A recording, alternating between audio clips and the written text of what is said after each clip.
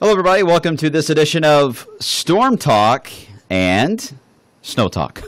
Got them both. Double feature as we end this Sunday.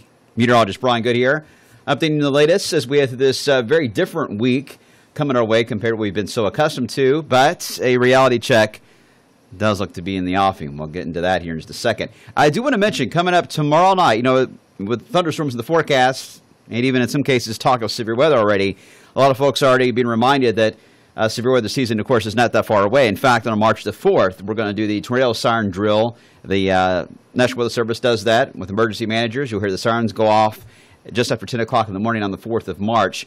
All the schools usually do their drills on that day as well. But tomorrow night on KET, coming up at 10 o'clock at night on KET, there's going to be a live severe weather show that's going to happen. And one of my former colleagues, Chris Allen from the ABC station in Bowling Green, will be on the panel, as well as meteorologists.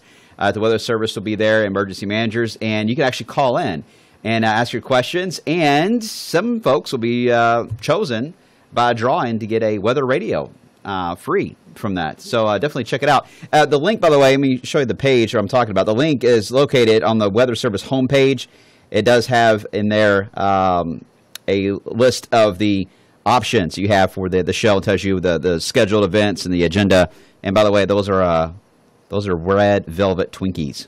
I'm keeping them hidden from Kevin. Actually, more from Christy and Lauren. They eat all my food up, so I got to hide it from all of them. All right, so let's go right to the weather parts. All right, it starts you off with the latest look at the radar and satellites. Got a few high clouds overhead. Most of these high clouds are really not causing any problems. Our main issue is going to actually be found way out here to the west.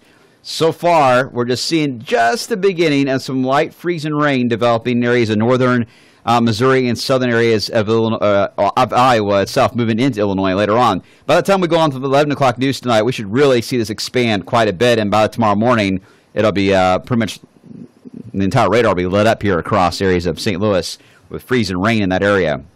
This system's interesting because as it moves in, first off, we've got some dry air over the Ohio Valley. So when the precipitation moves in, we are going to see a drop a little bit. So we're not going to go as warm as originally thought for Monday. We were first thinking maybe some 50s will show up here for Monday. We've backed off into the 40s because it looks like we're going to go backwards when the rain moves in because we have so much dry air at play.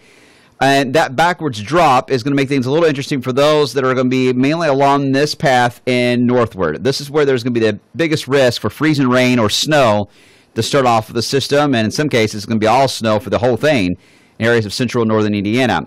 Obviously that line is very, very close here to southern Indiana, so we're going to have to watch you guys carefully for tomorrow late morning, and hopefully you can get your temperatures above freezing before this moves in, because your snowpack may help keep you down a little bit. So we're going to be watching that carefully, the thermometer and the radar trends. Right now, as of the taping here at 8:30 on the Sunday night, notice we are 34 here in Louisville, but look how cold it is in North Vernon. 20 degrees, 22 in Paoli, 24 into areas of Bedford. So there is an obvious concern here for tomorrow, late morning, midday. Now, there is going to be a very strong southerly flow as we head into midday tomorrow. So that should really warm everybody up and get us all to rain. But it's going to be a race because there's going to be some overlapping of the cold and the rain just north of town. I think here in Louisville, of course, we'll be fine, and off to the south will be fine. But it's going to be Indiana that I'm going to be most concerned about. I'll update this coming up tonight on 11 o'clock news and let you know if I have any change in the thinking here on that. Let me show you what the model is showing, and this model is adjusting as we go through time. But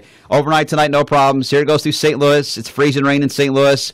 Then it moves into our western counties by the lunch hour. This is considering the current time. If it's a little faster than this, I think you're going to see a little more pink here on the leading edge instead of green on this image. You see the heavy snow across areas of Illinois, and there's plain rain off to the south. Let me advance a little further as we get into the rush hour period. That's when the rain will be at its heaviest point across our viewing area. Southern Indiana, right along I-65. It's going to be a messy afternoon commute with some heavy downpours combined with we've got a lot of snow out there that's going to be melting too, so the storm drains are going to be overloaded, and some of them are blocked still with some snowpack and some ice, so a lot of that water is going to go in the roadway. So be careful tomorrow afternoon. It's just rain. The roads could still be just as dangerous if this was snow. With the ponding on the roads and some flash flooding in a few cases on areas in downtown, especially the urban flooding areas we see on roads. So just give a heads up. Be careful tomorrow afternoon. You see the main snow band now north of our viewing area where we have winter weather advisories in effect. At this point, by the way, everybody should be all rain in Southern Indiana. It's just the initial point of midday could be the difference there. As it comes to an end, there are signs. It's not showing it, but there are signs temperatures aloft are cold enough and behind this system that if there is any moisture around, it would be frozen.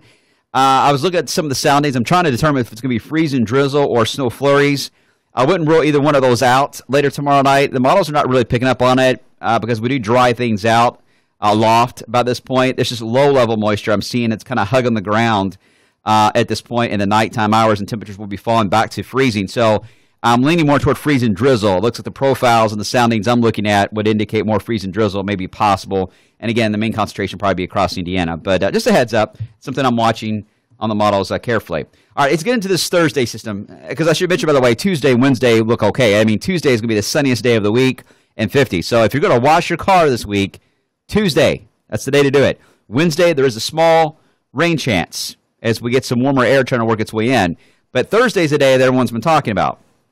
Low pressure is going to race from Missouri all the way up into areas of Indiana. What's interesting about that is actually that the parent low is going to be up here in Wisconsin. It's going to be a secondary low that is going to be developing in areas of Illinois and Indiana.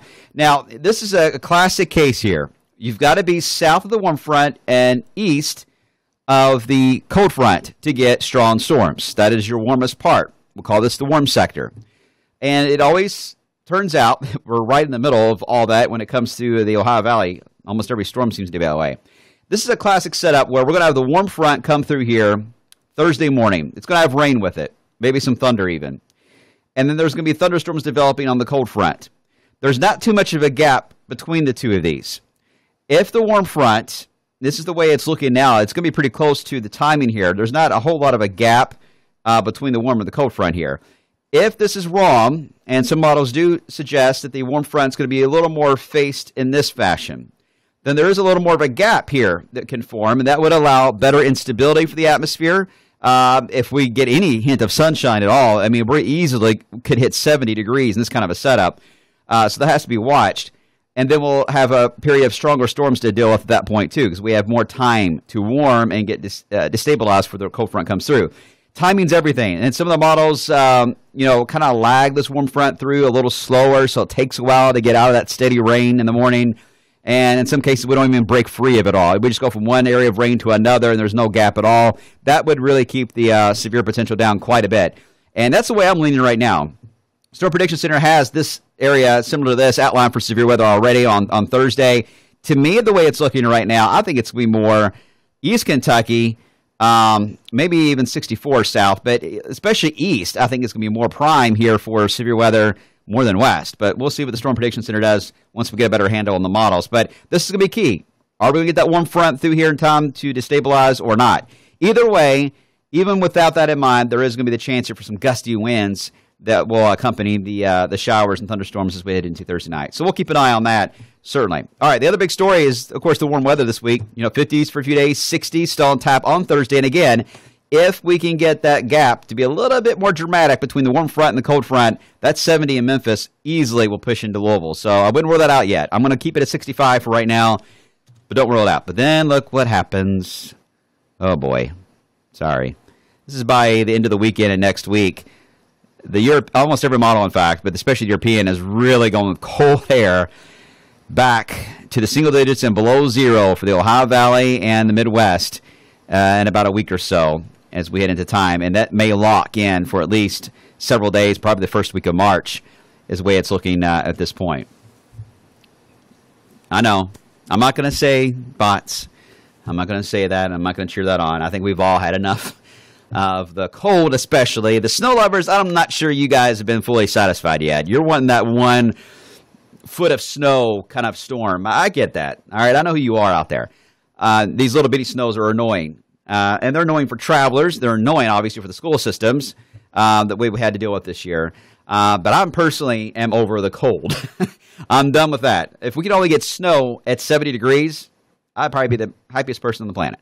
But that's not how it works. So we've got to get cold again to get snow, and that is the way it's looking as we head into the end of this upcoming weekend and that following week. Between now and then, we've got some warm days to deal with. The rainiest day, steady rain day, will probably be tomorrow.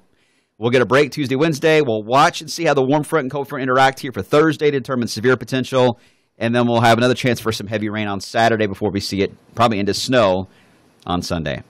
All right, that's it. I'll stop from right there. That's enough to digest in your head at this point. We'll see you tonight after the Olympics.